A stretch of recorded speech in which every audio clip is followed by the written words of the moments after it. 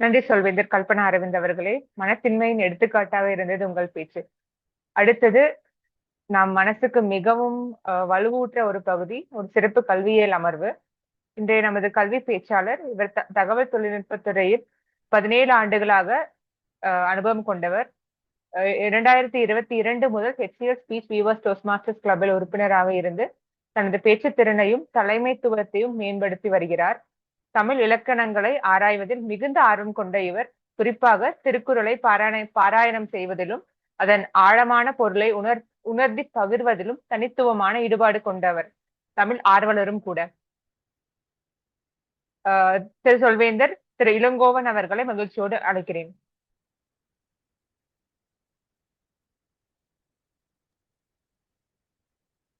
அனைத்து சொல்வேந்தர் மற்றும் நண்பர்கள், விருந்தினர்கள் அனைவருக்கும் எனது இனிய வணக்கங்களை முதலில் தெரிவித்துக் கொள்கின்றேன். சிறந்த அறிமுகம் செய்தீர்கள் சொல்வேந்தர் புனிதவதி அவர்களே. எனக்கு சற்று நகைச்சுவையாக இருந்தது. இன்றைய எனது கல்வியியல் அமர்வினுடைய தலைப்பு உலக பொதுமறை திருக்குறள். திருக்குறளுடைய சிறப்புகள் என்னன்னா, ஒரு புலவர் சொன்னார், இடைக்காலர்னு ஒரு புலவர், கடுகை துளைத்து ஏழ் கடலை புகட்டி குறுகத் தரித்த குறள் அப்படின்னாரு. அது என்ன அப்படின்னா, கடுகு ரொம்ப ரொம்ப சிறிய அளவிலானது. ஆனா கடுகு சிறுத்தாலும் காரம் குறையாதுன்னு ஒரு பழமொழி உண்டு. அந்த மாதிரி சிறிய ஒரு பொருள் தான், ஆனா அதனுடைய பயன் மிக அதிகம். அது மாதிரி திருக்குறள் 2 அடிகளில் சொல்லப்பட்டாலும் அதனுடைய பொருளை விரிக்கும் பொழுது மிக அதிகமான ஆழமான பொருளை தரக்கூடியது. அப்படின்னு சொன்ன உடனே ஔவையார் வந்தாங்க. நீ என்ன கடுகுங்க, கடுகை விட சிறியது அணு, அணுவை துளைத்து ஏழ் கடலை புகட்டி குறுகத்தரித்த குறள் அப்படின்னாங்க. பாருங்க, நம்மளுடைய தமிழர்களுடைய ஆராய்ச்சி திறன், அணுவை பற்றிய ஆராய்ச்சி ஔவையார் காலத்திலேயே இருந்து. இப்ப அணு மையங்கள் நிறைய இருக்கு. அதனுடைய ஆற்றல் மையங்கள் நிறைய பேர் நம்முடைய சொல்வேந்தர்கள் கூட பணி செய்கிறார்கள். அதை விட, அதாவது அணுவை விட அணுவே மிகச்சிறியது. அந்த அணுவை துளைத்து அதுக்குள்ள 7 கடலை வைக்க முடியுமா? கண்ணதாசன் சொன்னமே, மனம் இருந்தால் பறவை கூட்டில் மான்கள் வாழலாம்ங்கிற மாதிரி அந்த அணுவுக்குள்ள கூட அடைத்து வைக்கக்கூடிய ஒரு ஒரு நுட்பம், அதாவது திருக்குறளுடைய நுட்பத்தை விளக்கக்கூடிய ஒரு திருவள்ளுவர் மாலை இது. அந்த மாதிரி நீங்க என்னை அறிமுகம் செய்யும் பொழுது திருக்குறளுடைய பொருளை ஆராய்வதில் ஆர்வம் உடையவர் நீங்க. அதை நினைத்து நான் கொஞ்சம் சிரிச்சேன். திருக்குறள் ஆழம் காண முடியாத ஒரு பெருங்கடல். ஒரு 2-3 வாரங்களா நமது சொல்வேந்தர் கவிதா அவர்கள் நீங்க ஒரு அமர்வு கொடுக்கணும்னு சொல்லிட்டே இருந்தாங்க. அதுக்கு காரணம் என்னன்னா, முதல்ல சொல்லியிருந்தேன், திருக்குறள் போட்டிகள் 2 போட்டிகள்ல கலந்து 2018ஆம் ஆண்டு எங்கள் தென்காசி ஊர் அருகில் இருக்கக்கூடிய ஆய்க்குடி அமாசியா சங்கத்தின் சார்பாக நடந்த திருக்குறள் முற்றோதல் போட்டியில கலந்து கொண்டு முதல் பரிசு வாங்கியிருக்கேன். 1330 குறளை 54 நிமிடங்களில் மனனம் செய்தேன். இப்போ சமீபத்துல தமிழ்நாடு அரசின் சார்பா, தமிழ் வளர்ச்சித்துறை சார்பா ஜனவரி மாதம் குடியரசு தினத்தை ஒட்டி நடந்த எங்க மாவட்ட அளவிலான போட்டியிலையும் கலந்து கொண்டு முதல் பரிசு வாங்கினேன். அதனால நான் இது சொல்லும் போது, நீங்க திருக்குறள் பற்றிய ஒரு அமர்வை நீங்க கொடுக்கணும், ஒரு கல்வி அமர்வாக கொடுக்கணும் மன்றத்துல சொன்னாங்க. அதை ஏற்று இந்த இந்த நிகழ்வை நான் ஏற்று செய்கின்றேன். சரி, திருக்குறள் உலக பொதுமறை, அது பற்றின சில பவர் பாயிண்ட், அதாவது பவர் பாயிண்ட் சில தகவல்கள் அடங்கிய ஒரு பவர் பாயிண்ட்களை தயாரித்துள்ளேன். அதையும் நான் பகிர்வதில் நான் மகிழ்ச்சி அடைகின்றேன். உங்களுக்கு அது எந்த அளவிற்கு பயனுடையதா இருக்கும் என்பதை பொறுத்து நாம் பார்ப்போம். சரி, திருக்குறளுடைய சிறப்புகள் என்னென்ன அப்படிங்கிறத நம்ம பார்க்க முன்னாடி, அதை எழுதியது இந்த அமர்வு என்னை பொறுத்தவரை ஒரு ஒரு மிக ஆழமானதாக இருந்தால் நான் மகிழ்ச்சி அடைவேன். இருந்தது நீங்க அனுபவப்பட்டா மகிழ்ச்சி அடைவேன். அல்லது ரொம்ப எனக்கு திருக்குறளை பத்தி தெரியும், அதனால இது என்ன ஒரு சாதாரணமான ஒரு உரை அரங்கமாக இருந்தாலும் அதை நீங்கள் ஏற்றுக்கொள்ள வேண்டும். எப்படி இருந்தாலும் நீங்கள் ஏற்றுக்கொள்ள வேண்டும் என முதல்ல நான் விண்ணப்பம் செய்து கொள்கின்றேன். என் அளவில் நான் திருக்குறளோடு எனக்கு ஏற்பட்ட அனுபவங்களை நான் இந்த அமர்விலே நான் பகிர்ந்து கொள்கின்றேன். அந்த அளவில் நான் முதலில் கேட்பது திருக்குறள். திருக்குறளை எழுதியது யாரு அப்படின்னா நமக்கு எல்லாருக்கும் தெரியும். எனக்கு ரொம்ப மகிழ்ச்சி என்னன்னா, இன்னைக்கு அரங்கத்துல இதுவரைக்கும் 3 திருக்குறள் சொல்லிட்டாங்க. ஒண்ணு செல்வத்துள் செல்வம் செவிச்செல்வம் சொன்னாங்க முதல்லயே. பிறகு நம்ம சொல்வேந்தர் கல்பனா அரவிந்த் அவர்கள் மருந்தன வேண்டாம் யாக்கைக்குன்னு சொன்னாங்க. ஆக திருக்குறள் இன்றைய அரங்கில் ஒலிப்பது எனக்கு மிகப்பெரிய மகிழ்ச்சியை தருகிறது. அப்புறம் முதல்ல சொல்லும் பொழுதே சொல்லை பற்றி சொல்லும் பொழுது திருக்குறள் சொல்லை சொல்லி திருக்குறள் செல்வத்துள் செல்வம் அதை சொல்லிதான் முதல்ல ஆரம்பிச்சாங்க. ரொம்ப மகிழ்ச்சி. திருக்குறள் நமது தமிழர்களுடைய மாபெரும் ஒரு எனக்கு நமக்கு கிடைத்த ஒரு மிகப்பெரிய ஒரு பொக்கிஷம் திருக்குறள். திருக்குறளை எழுதியது எல்லாருக்கும் நமக்கு தெரியும், திருவள்ளுவர். திருவள்ளுவருக்கு ஒரு நிறைய ஒரு சிறப்பு பெயர்கள் இருக்கு. என்னன்னு பார்ப்போம். என்னுடைய ஸ்லைடுகள் தெரியுதான்னு பாருங்க.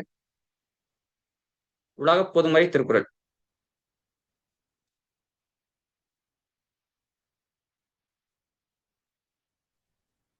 திருவள்ளுவருடைய சரியா இருக்கா?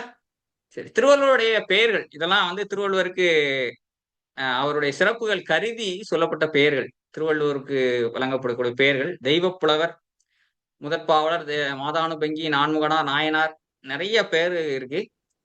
இதுல என்ன ஒரு சிறப்பு அப்படின்னா, தெய்வப்புலவர்ங்கிற பட்டம் வந்து 2 புலவர்களை தான் கொடுத்திருக்காங்க. அதுல ஒருத்தர் யாருன்னா நம்ம திருவள்ளுவர். இன்னொருத்தர் யாருன்னு யாருக்கா தெரியுமா? இன்னொரு புலவர் திருநாவுக்கரசர். திருநாவுக்கரசரா? வேற கம்பர் இல்ல. தமிழ் கூறும் நல்லுலகம் 2 புலவர்களுக்கு தான் தெய்வம் அடைமொழி கொடுத்திருக்கு. அதுல ஒருத்தர் வந்து தெய்வ சேக்கிலார், அதாவது திருத்தொண்டர் புராணம் பாடியவர் தெய்வ சேக்கிலார். தெய்வ சேக்கிலாருடைய வரலாறே திருக்குறள்ல தான் தொடங்குது. இதை நான் வந்து இன்னொரு அமர்வுல தான் சொல்லணும். நேரம் கருதி நான் சுருக்கிக்கிட்டேன். அவர் மலையை விட பெரியது, கடலை விட பெரியது எது அப்படின்னு அவருடைய அப்பா வந்து அமைச்சராக இருந்த பொழுது அந்த கேள்விகளுக்கு பதில் தெரியாமல் தன்னுடைய மகனாக அந்த சேக்கிலார் அவருக்கு விளக்கினார். திருவள்ளுவர் மூலமா தான் சேக்கிலார் வந்து நமக்கு அறிமுகமாகிறாரு. ஆக தெய்வ சேக்கிலார் அப்படிம்பாங்க. ஏன்னா அந்த நூலுடைய அமைப்பின்படி சேக்கிலார் புராணம் அப்படிங்கிறது வந்து சிவன் அடியார்கள் அப்படின்னு ஒரு சமயம் சார்ந்து இருக்கு. அதனால அது சமய நூலாக நம்ம வந்து பாவித்து கொண்டிருக்கிறோம். ஆனா திருக்குறள் அப்படி இல்லை. திருக்குறள்ல நீங்க சமயம் சார்ந்த தகவல்கள் அப்படின்னு நீங்க ஆராய்ச்சியில உங்களுக்கு கிடைக்கலாமே தவிர, மேலோட்டமா நீங்க வந்து இப்படி ஒரு ஒரு இறைவனுடைய பெயரையோ அல்லது அல்லது ஒரு நம்ம பொதுவாக வணங்கிட்டு இருக்க பெயர்களையோ ஒரு யாரையும் நம்ம மதம், இனம், மொழி போன்ற பெயர்கள் எதுவுமே இல்லாமல் இருக்கின்ற ஒரு புலவருக்கு தெய்வ புலவர்னு பட்டம் கொடுத்தது நம்ம தமிழ் கூறும் நல்லுலகம். அப்படிய ஒரு சிறப்புடையவர் திருவள்ளுவர். அவருக்கு மற்ற பெயர்கள்லாம் கொடுத்துருக்காங்க, நாயனார், தேவர், பெருநாவலர். அதுலயும் மிகச்சிறந்த ஒரு பட்டம் தான் தெய்வ புலவருங்க பட்டம். திருவள்ளுவருடைய காலம் என்னன்னா, வைகாசி மாசம் அனுச நட்சத்திரத்துல பிறந்ததாக ஒரு மறைமலை அடிகளுடைய தமிழ் கூறும் நல்லுலகத்தில் வாழ்ந்த நமது மிகப்பெரிய ஒரு பெரும்புலவர் தமிழ் புலவர் மறைமலடிகள் ஒரு திருவள்ளுவர் காலம்னு ஆராய்ச்சி பண்ணாரு. அதுல வைகாசி மாசம் அனுச நட்சத்திரத்துலதான் திருவள்ளுவர் பிறந்திருக்கணும்னு சொல்லி ஒரு ஏற்றுக்கிட்டாங்க. நிறைய மன்றங்கள் இதனை ஏற்றுக்கொள்ளாங்க. இதுல குரு பூஜை செய்தாங்க. அவருடைய விருப்பம். ஆனால் நம்முடைய தமிழக அரசின் சார்பாக தமிழ் திருநாள், அதாவது பொங்கல்ல இருந்து 3 நாள் கழித்து வரக்கூடிய நாளில் திருவள்ளுவர் தினம் ஒரு தினத்தை அனுசரிக்கிறார்கள். அந்த நாளில் திருவள்ளுவரை நினைவு கூறுகின்றோம். திருவள்ளுவருடைய பெருமைகள், திருக்குறள் மனனம் போன்றவைகள்லாம் ஏற்பாடு செய்து சிறப்பாக தமிழக அரசு செய்துவிட்டு வருது. இதை ரொம்ப நாளா செஞ்சுட்டு வராங்க, நமக்கே தெரியும். திருவள்ளுவர் தினம் அப்படிங்கிறது வந்து ஜனவரி மாதம் 16 அல்லது 17 இந்த நாள்கள்ல நமக்கு வரும். 3வது நாள் தைப்பொங்கல் 3வது நாள் நமக்கு வந்து மாட்டுப்பொங்கலுக்கு அடுத்த நாள் திருவள்ளுவர் திருநாளாக தமிழர் திருநாளாக அனுஷ்டிக்கப்படுகிறது. அவருடைய காலம் வந்து கிமு 31 அப்படின்னு சொல்லுவோம். ஏன்னா அவரு காலத்தால் முற்பட்டவர், 2000 ஆண்டுகளுக்கு முற்பட்டவர் திருவள்ளுவர். இது எப்படி நமக்கு கிடைத்தது இந்த தகவல்கள்? திருக்குறள், அதாவது திருக்குறள் வந்து திருவள்ளுவர் தான் எழுதினாரா, வேற யாரும் எழுதினாங்களா, அல்லது வேற யாரும் தொகுத்தாங்களா அப்படிங்கிற தகவல்கள் நமக்கு இதை எப்படி உறுதி செய்ய முடியுது திருவள்ளுவர் தான் அப்படின்னா, திருவள்ளுவர் மாலைன்னு ஒரு ஒரு பாடல்கள் இருக்கு. இந்த திருவள்ளுவர் மாலை வந்து திருவள்ளுவர் தான் அப்படிங்கிறதுக்கு ஏகப்பட்ட நிறைய பாடல்கள். அதாவது ஓதற்கு எளிதாய் உணர்தற்கு அரிதாய் வேதப் பொருளாய் மிக விளங்கி தீதற்றோ உழுதரும் உள்ளம் இருக்குமே வள்ளுவர் மாய்மொழி மாண்புன்னு இந்த நான் சொல்றது ஒரு திருவள்ளுவர் மாலை. இந்த திருவள்ளுவர் மாலை எல்லாத்துலயுமே திருவள்ளுவருடைய பேர் இருக்கு. 1330 அருங்குறளும் அப்படின்னு தொடங்குது. அப்போ திருக்குறள் திருவள்ளுவரால் இயற்றப்பட்டது. அது 1330 குறள் தான் அந்த சங்க காலத்துல இருந்து வழங்கிட்டு வருதுங்கிறத நமக்கு வந்து அறுதியிட்ட சொல்லக்கூடிய ஒரு ஒரு ஒரு தகவல் வந்து நமக்கு எதன் மூலமா திருவள்ளுவர் மாலை மூலமாக நமக்கு உறுதியாகுது. இது வந்து உலக பொதுமறை அப்படின்னு சொல்லுவோம். ஏன் உலக பொதுமறை? எந்த மதம், நாடு, இனம் எதையுமே அவர் திருவள்ளுவர் வெளிக்காட்டிக் கொள்ளவில்லை. இதை எல்லாத்தையும் விட பொதுவாக ஒரு மரபு உண்டு. என்னன்னா எல்லா எல்லா பாட்டிலையுமே வந்து புலவர்கள் கடைசியில தங்களை பற்றி ஒரு அறிமுகம் செய்வாங்க. உதாரணமா ஆஹ் எல்லா எல்லா மரபுலையும் இருக்குது. இது சமய மரபுல இருக்கு. இப்போ தேவாரம் எடுத்துக்கிட்டாலும் அதுல வந்து திருவாசகம், திருக்கடைக்காப்பு எல்லாத்துலயுமே வந்து நிறைவா இப்போ திருவாய்மொழியோ எந்த ஒரு இதுலயுமே வந்து இந்த பாடல் படிப்பதனால என்ன பயன், இதை சொல்லியவர் யாருன்னு அந்த குறிப்பால உணர்த்தி அதை முடிக்கும் மரபு இருக்கு. திருவள்ளுவர் தனக்குன்னு ஒரு குறளை கூட அவர் எடுத்துக்கொள்ளல.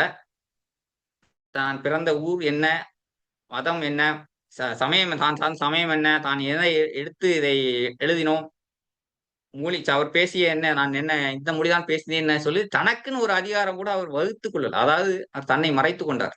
அவருடைய அடக்கமான அந்த அடக்கத்திற்கு கிடைத்த ஒரு மிகப்பெரிய ஒரு பரிசு தான் 133 அடியில் இருக்கக்கூடிய ஒரு திருவள்ளுவர் சிலை. அது அவருடைய அடக்கத்திற்கு கிடைத்த ஒரு மிகப்பெரிய பரிசு.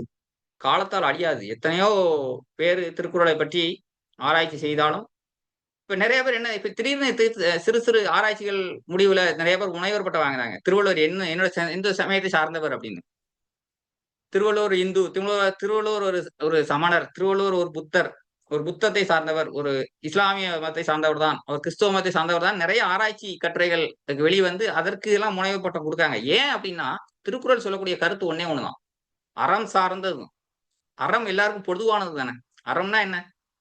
எனக்கு நான் யாருக்கும் துன்பத்தை தரமாட்டேன், எனக்கு பிறரால் துன்பம் ஏற்படாமல் நான் பாதுகாத்துக் கொள்வேன். அதுதான் அறம். நான் மனதாலும் எனது உடலாலும் காயத்தாலும் நான் எல்லோருக்கும் நன்மையே விளைவிப்பேன். அதுதான் அறம். அந்த அறம் சார்ந்த கட்டமைப்பின் மேல் கட்டப்பட்டிருக்கக்கூடியதுதான் திருக்குறள். இதை பற்றி நான் விளக்க வருவது என்பது ஒரு குவளையில் கடலை அடைப்பதற்கு சமம். அதுதான் உண்மை. திருக்குறளை பற்றி நிறைய சொல்லலாம். அதாவது அது அறம் சார்ந்த நூல், ஒரு தத்துவ நூலுங்காங்க, ஒரு சமய நூல்னு சில சமயவாதிகள் வாதாடுறோம். இப்ப நம்ம பார்ப்போம். இது சமய நூல் தான் சொல்லி திருக்குறளுக்கு நிறைய பேர் சமய சாயம் பூசுவதையும், அவர்கள் தங்களுடைய சமயத்திற்கு சார்பாக அவங்க வந்து திருவள்ளுவரை கட்டமைத்து அதன்படி அவங்க வழிபாடு செய்வதையும் நம்ம பார்க்கிறோம். எல்லாத்தையும் விட திருக்குறள் ஒரு வாழ்வியல் நூல். அதுதான் எனக்கு நான் கண்ட வரையில் என்னுடைய அனுபவம். ஏன்னா நிறைய நூல்கள் இருக்கு, தமிழ்ல இருக்கு, எல்லா மொழிகள்லயும் இருக்கு. எது நடைமுறைக்கு ஒவ்வாததோ அதை திருவள்ளுவர் சொல்லவே இல்லை. நடைமுறைக்கு ஏற்றது எது, அதாவது அன்றறிவாம் என்னாது அறம் செய்க அப்படிம்பாரு ஒரு திருக்குறள். அரண் வலியுறுத்தல இருக்கு. என்ன அர்த்தம்? நான் வந்து மல்டி மில்லியனரா டாடா அல்லது பிர்லா அல்லது அம்பானி அதானி மாதிரி ஆன பிறகு நான் வந்து அப்போ ஒரு ஃபண்ட் ரைஸ் பண்ணி, அப்போ நான் நிதியை நான் சேகரித்து ஒரு அற நிறுவனத்தை ஆரம்பித்து நான் தொண்டு செய்து கொள்கின்றேன், அதன் மூலமா எனக்கு அறம் கிடைக்கட்டும். இல்ல, அப்படி இல்லை. அது வரைக்கும் நீ காத்துக்கிட்டு இருக்க கூடாது. நீ அறம் என்பதை இப்பொழுதே செய். அன்றறிவாம் என்னாது அறம் செய்க. அன்றை பார்த்துக் கொள்ளலாம் அப்படின்னு நினைக்காத. அறம் என்பது நீ வாழ்வியல், அதாவது உன்னுடைய தினசரி நீ மூச்சு விடுவது மாதிரியான ஒரு நிகழ்வு இப்பொழுதே செய் அப்படிம்பார். அறம் செய்ய விரும்புன்னு ஔவையார் அதுக்கிட்ட சொல்லுவாங்க. அது மாதிரி அறத்தை நம்ம வந்து இப்பொழுதே நம்ம செய்ய தொடங்க வேண்டும் என்பதை ஒரு தனி மனித ஒழுக்கத்தை வலியுறுத்தி, ஒரு இல்லறத்தானுக்கும் ஒரு துறவிக்கு உரிய ஒழுக்கம், இல்லறத்தானுக்குரிய ஒழுக்கம், ஒரு தலைவனுக்குரிய ஒழுக்கம் மிக மிக முக்கியமானது. இன்றைய நடைமுறையில் மேனேஜ்மெண்ட் லீடர்ஷிப் ஸ்கில்ஸ் என்று சொல்கின்றோம். ஒரு தலைவனுக்குரிய ஒழுக்கம், தலைவனை சார்ந்து வாழக்கூடிய அந்த தொண்டர்களுக்கு ஒரு ஒழுக்கம் இருக்கணும் இல்லையா? அது மிக மிக முக்கியமானது. எல்லாரும் வந்து leadership skills, leadership management skill அது இதுன்னு சொல்லி பேசணும். இப்போ அவருக்கு சார்ந்து இருக்கக்கூடியவங்க அவர்கிட்ட எப்படி நடந்துக்கூடணும்னு வள்ளுவர் ஒரு குறள் ஒரு அதிகாரம் வகுத்து சொல்லியிருக்கிறார். மன்னரை சேர்ந்து ஒழுகல். மன்னரிடம் நீ எப்படி நடந்து கொள்ளணும், ஏன்னா அது ரொம்ப முக்கியமானது. மன்னராக நீ ஆகும் பொழுது, நீ தலைவனா ஆகும் பொழுது நீ எப்படி நடந்து கொள்ளணுங்கிறது சொல்லிட்டு போன வள்ளுவர் மன்னரிடமும் நீ எப்படி நடந்து கொள்ள வேண்டும் என்று சொல்லியிருக்கிறார். அது ஒரு மிகப்பெரிய ஒரு எந்த ஒரு நூலிலும் காண முடியாத ஒரு தகவல். நான் சொல்ல மாதிரி அது வந்து வாழ்வியல், அதாவது வாழ்வியல் நூல். அது யதார்த்தத்தை எல்லாருமே கடைபிடிக்கக்கூடிய ஒரு யதார்த்தமான ஒரு நூலாக திருக்குறள் வடிவமைக்கப்பட்டிருக்கு. இது காலம் நமக்கு கொடுத்த ஒரு மிகப்பெரிய ஒரு பொக்கிஷம். எல்லாருடைய பெருமைகளையும் இது வள்ளுவர் சொல்லுகின்றார் எப்படி இருக்க வேண்டும். திருக்குறள் அமைப்பு என்னென்றால், திருக்குறள் வந்து குறள் வெண்பாவில் பாடப்பட்ட ஒரு அமைப்போடு இருக்கிறது. 2 அடிகள் தான், 2 அடிகள் 7 சீர், அவ்வளவுதான். குறள் அடிகள் அவ்வளவுதான். 133 அதிகாரங்களாக அது வகுக்கப்பட்டிருக்கிறது. 1330 குறளாக நமக்கு இப்பொழுது நமக்கு இருக்கிறது. திருக்குறள் எழுதியவர் திருவள்ளுவர். அதை யாரும் தொகுத்தாங்களா அப்படின்னு ஒண்ணும் இல்லை. இப்போ நம்ம நிறைய நூல்களை வந்து திருமுறைகளை தொகுத்தவர்கள், பகவத்கீதையை தொகுத்தவர்கள், வேதங்களை தொகுத்தவர்கள் எல்லாம் சொல்லுவோம். ஆனா அப்படி ஏனும் திருக்குறளுக்கு திருவள்ளுவர் தான் எழுதியிருக்கிறார். அதை தொகுத்தவர்கள் என்று யாரும் உரிமை கொண்டாட முடியாது. ஒவ்வொரு அதிகாரத்திலும் 10 குறள்கள் என மிகச் சரியாக மிக சிறப்பாக அமைக்கப்பட்டிருக்கின்றது. அறம், பொருள், இன்பம் இந்த இவைகளை வலியுறுத்தி 3 பாக்கள், அதாவது பாக்கள் என்று சொல்லக்கூடிய ஒரு வகைகளாக திருக்குறள் அமைக்கப்பட்டிருக்கிறது. முதலில் வருவது அறத்துப்பால். இதில் 37 அதிகாரங்கள் இருக்கின்றன. பின்னர் பொருட்பால் 70 அதிகாரங்கள், பின்னர் காமத்துப்பால் 25 அதிகாரங்கள். இதில் அறத்துப்பால் 3 இயல்களாக இருக்கிறது. பாயிரவியல், இல்லறவியல், துறவியல், ஊழியல். பொருட்பால் வந்து அரசியல், அமைச்சியல், நட்பியல், குடியியல். காமத்துப்பால் களவியல், கற்பியல். அறத்துப்பால்ல வந்து நமக்கு வந்து அறத்துப்பால்ல வந்து பாயிரவியல், இல்லறவியல், துறவரவியல், ஊழியல். நான் முதலில் சொன்ன மாதிரி அறம், பொருள், இன்பம் இந்த 3ஐயும் வலியுறுத்தி தான் திருக்குறள் எழுதப்பட்டிருக்கிறது. இதை எல்லாம் சேர்த்து விட வீடு அப்படின்னு சொல்லுவாங்க. அது நம்ம வந்து பிறகு நம்ம பேசுவோம்.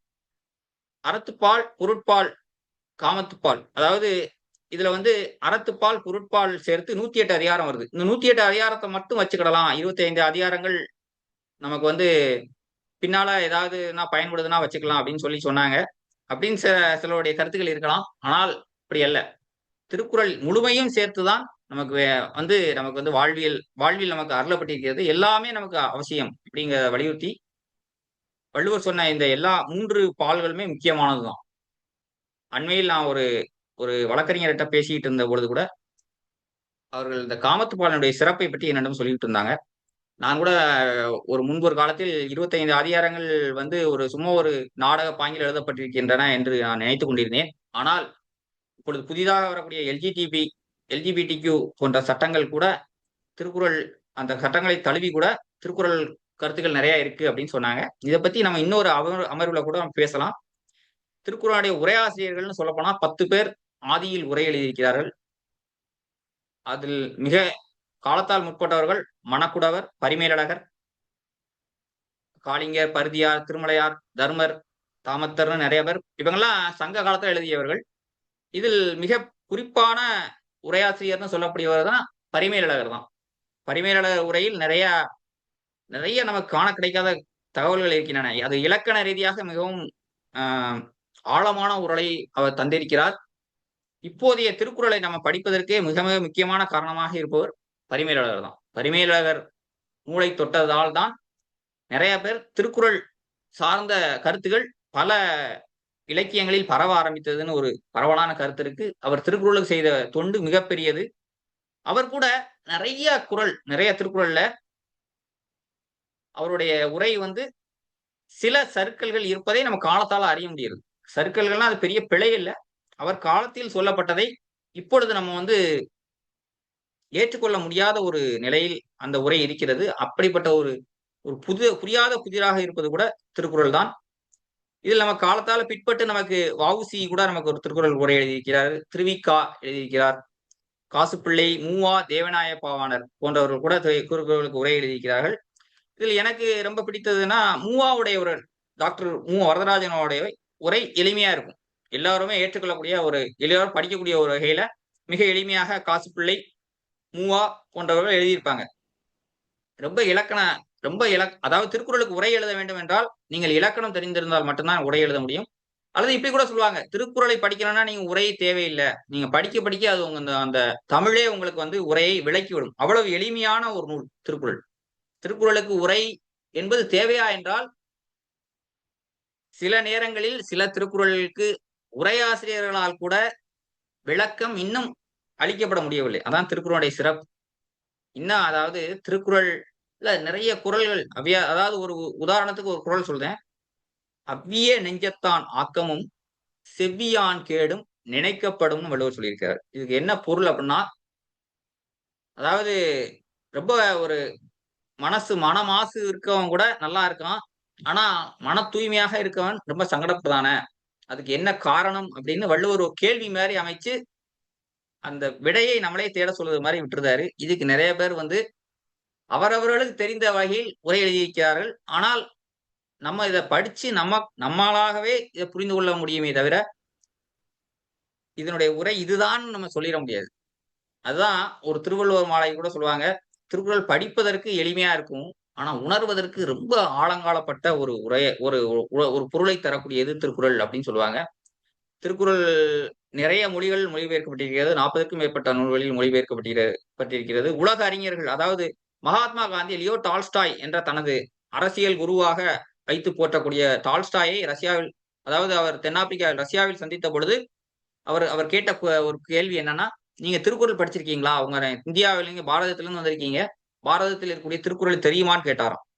இப்ப மகாத்மா காந்தி அப்பொழுதுதான் அவர் தமிழ் படிக்க ஆரம்பிக்கிறார். அவர் திருக்குறள் படித்தார் என்பது நமக்கு தெரியும். ஆல்பர்ட் ஸ்வைசர், லியோ டால்ஸ்டாய் நமக்கு போன்ற அறிஞர்கள் திருக்குறளினுடைய பொருளாழத்தை உணர்ந்து போற்றியிருக்கிறார்கள். ஜியு போப் அதற்கு மிக மிக மிக அதிகமாகவே தொண்டு செய்திருக்கிறார். ஆங்கிலத்தில் மொழிபெயர்த்து காலத்தால மிக மிக அதிக நூல் மிக தொன்மையான அறிஞர்களை கூட திருக்குறள் கவர்ந்து கொண்டிருக்கிறது. இன்றைய வாழ்விலும் திருக்குறள் நமக்கு எல்லா வகையிலும் பயன்படுத்திக் கொண்டிருக்கின்றது. நிறைவா நான் ஒண்ணே சொல்லி நிறைவு செஞ்சு கொள்கிறேன். திருக்குறள் ஒரு மனன நூலாகவும் இருக்கு. இதுல என்ன சிறப்பு அப்படின்னா, கம்பராமாயணம் 12,000 பாடல்கள் இருக்கு. திருவாசகம் 51 பகுதிகளாக பல ஆயிரம் பாடல்களை கொண்டிருக்கிறது. நிறைய அறநூல்கள் இருக்கு. நாலடியார் திருக்குறள் மாதிரி ஒரு ஒப்பீடு சொல்வார்கள். இந்த நூல்களுக்கெல்லாம் இல்லாத ஒரு இந்த நூலிலெல்லாம் நமக்கு வந்து காண கிடைக்காத ஒரு சிறப்பு அம்சம் என்னன்னா, திருக்குறள் அதனோட அமைப்பினால மிக எளிய நூலா இருக்கு. இப்ப திருக்குறளை மனனம் செய்யணும் அப்படின்னா, நம்ம 50% முயற்சி செய்தாலே போதும். ஏன்னா 50% திருவள்ளுவரே அதனுடைய முயற்சியை அவரே செஞ்சுட்டாரு. உதாரணத்துக்கு, எப்பொருள் யார் யார்வாய் கேட்பினும் அப்பொருள் மெய்ப்பொருள் காண்பது அறிவு, இல்லையா? இது ஒரு குறள். இதே மாதிரி இன்னொரு குறள் சொல்லிட்டாரு, எப்பொருள் எத்தன்மை தாயினும் அப்பொருள் மெய்ப்பொருள் காண்பது அறிவு அப்படின்னு சொல்லிட்டாரு. இந்த மாதிரி மிக மிக எளிய குறள். இதை 2 தடவை நீங்க படிச்சாலே இந்த திருக்குறள் எல்லாம் உங்களுக்கு வந்து இனிமையாக மனனம் ஆயிரும். நான் சொன்ன மாதிரி திருக்குறளை விளக்குவது என்பது ஒரு கூடையில் கடலின் நீரை அடைப்பதற்கு சமம். இந்த அளவிலே நான் திருக்குறளை பற்றிய ஒரு ஒரு ஒரு அறிமுக உரையை உங்களிடம் நான் பகிர்ந்து கொண்டதற்கு, இந்த வாய்ப்பு கிடைத்ததற்கும் நமது சொல்வேந்தர் மன்றத்திற்கு மிக்க நன்றியை தெரிவித்து, வாய்ப்புக்கு நன்றி கூறி அனைவருக்கும் திருக்குறள் சென்று சேர வேண்டும் என்கின்ற ஒரு உயரிய நோக்கத்தில் நான் மேலும் பல தகவல்களை நமது குழுவிலே பகிர்ந்து கொள்கின்றேன். அனைவரும் பயன்படுத்தி நீங்கள் நீங்கள் பயனடைய வேண்டும். திருக்குறள் முற்றோதல் இயக்கம் திருக்குறளை பரப்புவதற்கான ஒரு பணியை செய்து கொண்டிருக்கிறார்கள். நீங்கள் இதனை பாருங்கள், இந்த வலைத்தளத்திலே சென்று என்று கூறி நன்றி கூறி விடைபெறுகிறேன். நன்றி, வணக்கம். காலத்தின் அருமை கருதி நிறைவு செய்கிறேன். நன்றி ஐயா. தமிழ் இலக்கியத்தில் திருக்குறள் அப்படிங்கிற ஒரு கரும்போட சாற்ற அருமையா பிழிந்து